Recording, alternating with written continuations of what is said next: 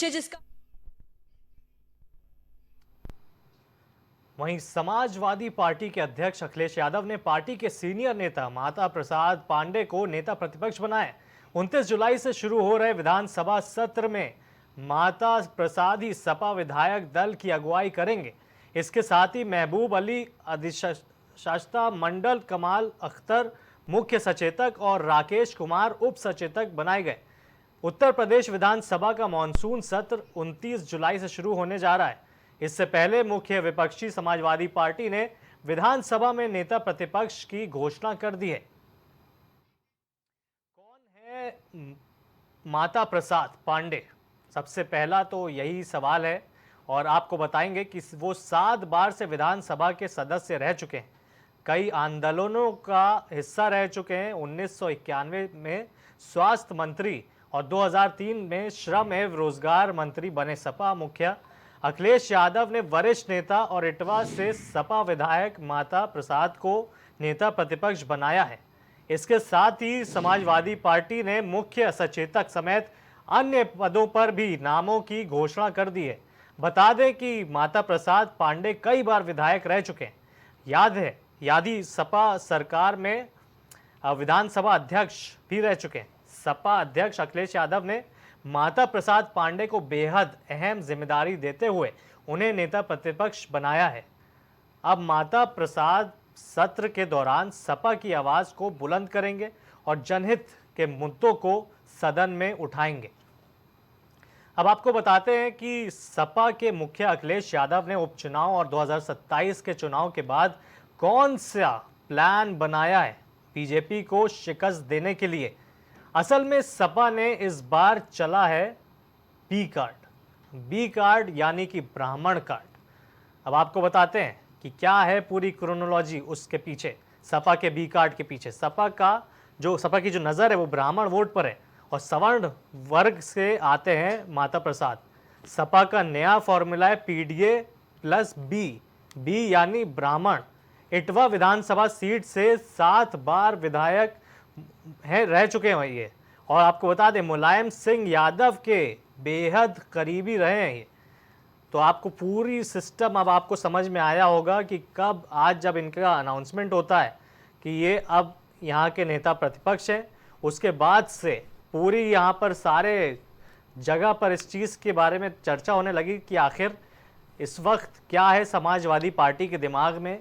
अब समाजवादी पार्टी ने सोचा है कि पीडीए तो एक उनका चल ही रहा है पूरा, साथ में बी यानी Brahmin vote card, Brahmin vote bank. अब देखने वाला ये होगा कि PDA plus B plus M plus, मतलब आप ये सोचिए कि ये बहुत बड़ा अटैक है। अब मैं अपने टीम को भी बोलूँगा कि वो वाला जो ग्राफिक्स है उसको चलाएं जहाँ पर वो दिख रहा है वो पीडीए प्लस बी, जो पूरी क्रोनोलॉजी है समाजवादी पार्टी की। अब देखने वाला ये है कि आखिर होगा क्या जब चुनाव आएंगे और इसका क्या असर होगा, वो बहुत बड़ी बात होगी, देखने वाला होगा। सपा की नज़र क्योंकि इस बार है ब्राह्मण वोटों पर, क्योंकि जाहिर सी बात है जो ब्राह्मण वोट है ऐसा माना जा रहा था कि वो भाजपा के साथ है, हालांकि वो भी टूटा कहीं ना कहीं।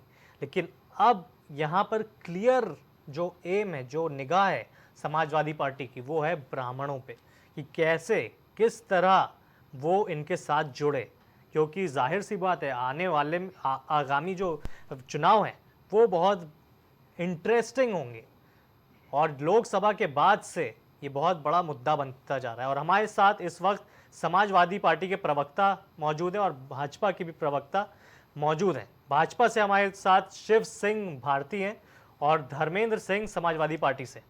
तो सबसे पहला सवाल समाजवादी पार्टी से कि आखिर ये क्या क्रोनोलॉजी है पीडीए प्लस ब्राह्मण की। समाजवादी पार्टी सर्व समाज की पार्टी है, सबको साथ लेकर के चलती है। और समाजवाद का मतलब ये है कि सबको समानता और संपन्नता के साथ सबको समान अवसर मिले। ये आदरणीय अखिलेश यादव जी लगातार कहते रहे हैं।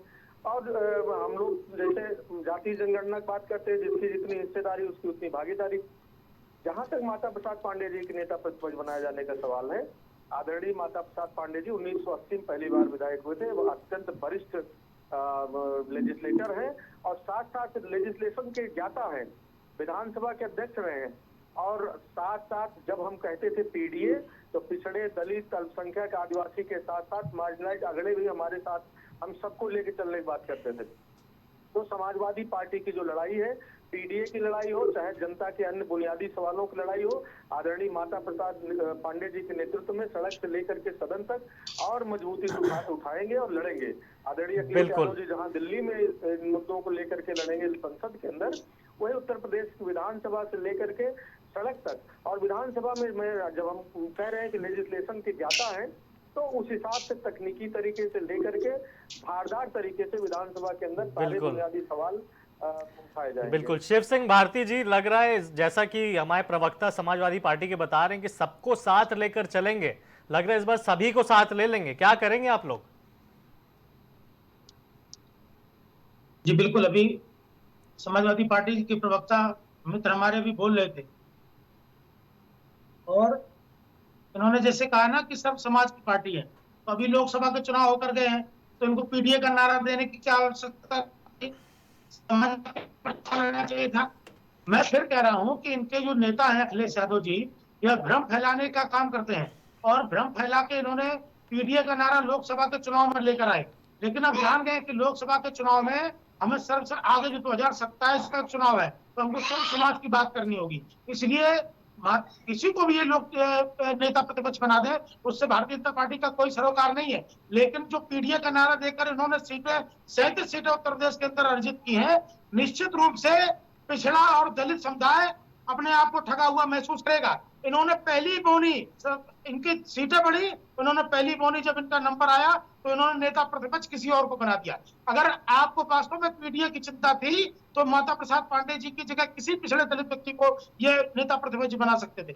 लेकिन मेरा कहने का मतलब सिर्फ इतना है कि इनका काम सिर्फ भ्रम फैलाने का है। पूरे चुनाव भर इन्होंने भ्रम फैलाया कि संविधान खत्म कर देंगे। नहीं तो आप ये मान रहे करेगी जी, आप ये मान रहे कि जो भ्रम फैलाने वाला काम कर रही है समाजवादी पार्टी, लेकिन अगर फिर इसको भी अगर हम भ्रम की तरह देखेंगे कि माता प्रसाद पांडे को उन्होंने बनाया, तो उस चीज में क्या सफल हो जाएंगे फिर तो? क्योंकि जो भ्रम फैला रहे हैं फिर तो फैला ही रहे हैं। देखिए, काट की हांडी एक बार चढ़ती बार बार नहीं चढ़ती है। आप समाजवाद का नारा लेकर आइए। समाजवाद, ये अभी समाजवाद की परिभाषा हमको पता है, समाजवाद की परिभाषा क्या है। अभी आप पीडीए की बात करते हैं, फिर आप लौट के फिर वहीं पहुंच जाते हैं। तो निश्चित रूप से मानिए, जनता बार बार किसी मुगालते में नहीं आती है। जनता एक बार आप किसी को झूठ के सहारे आप एक सीढ़ी चढ़ जाएंगे, लेकिन जनता वही है, वही सीढ़ी। बिल्कुल। क्या कहेंगे धर्मेंद्र जी इस पर कि जनता बार बार बेवकूफ नहीं बनती है? उनका ये, अगर मैं संक्षिप्त में बोलूं। नहीं, जनता बार बार, ये देखिए वही तो हम पहले कह चुके हैं, झूठ छल प्रपंच ज्यादा दिन नहीं चलता। 4 बड़े चुनाव जीत चुके हैं, छल प्रपंच झूठ सवारे। अब देखिए इनकी बौखलाहट दिख रही, किस तरह पिछड़ों के साथ हकमारी कर रहे हैं। नौकरियों में आरक्षण पे देखिए कितना आंदोलन चल रहा है, नौजवान परेशान है, नौकरियां दे ही नहीं रहे, तमाम प्राइवेटाइज संविदा कर दे रहे हैं, वहाँ आरक्षण कोई प्रोविजन नहीं है। केशव मौर्य जी को स्टूल बैठा दे रहे हैं, किस तरह से वो परेशान है। रोज दिल्ली और यूपी के बीच में उनकी ट्रेन लगातार चल ही रही है, उसमें विभाग भी भूल गए हैं। तो इनको पिछड़ों की बड़ी चिंता है। पिछड़ों को हक नहीं दे सकते, पिछड़ों का हकमारी कर रहे हैं, वो लोग दूसरे पर आरोप लगा रहे हैं। अरे आपने तो चुनाव लड़ा है, आप तो चुनाव लड़कर आए हैं, आप तो कम से कम वह बात रिपीट करते, आप तो कम से कम वो आदर्श प्रस्तुत करने का काम करते। पार्टी इतनी शुभचिंतक पिछड़ों की, तो कहे अगर इसी चैनल से कह पाएंगे कि हम जाति जनगणना कराएंगे और उनको पिछड़ों को उनका सम्मान दिलाएंगे, पिछड़ों को उनका हक दिलाएंगे, जिसकी जितनी संख्या, ठीक है धर्मेंद्र जी और शिव सिंह भारती जी बहुत बहुत धन्यवाद हमारे साथ प्राइम टीवी पर जुड़ने के लिए। थोड़ा सा समय की बहुत कमी है, इस वजह से अब देखने वाला ये कि उत्तर प्रदेश के विधानसभा उपचुनाव करीब हैं और 2027 के भी चुनाव फिर उसके बाद आ जाएंगे।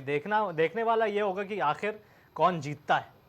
वहीं उत्तर प्रदेश विधानसभा का मॉनसून सत्र इस महीने की 29 जुलाई से शुरू हो रहा है, जो 2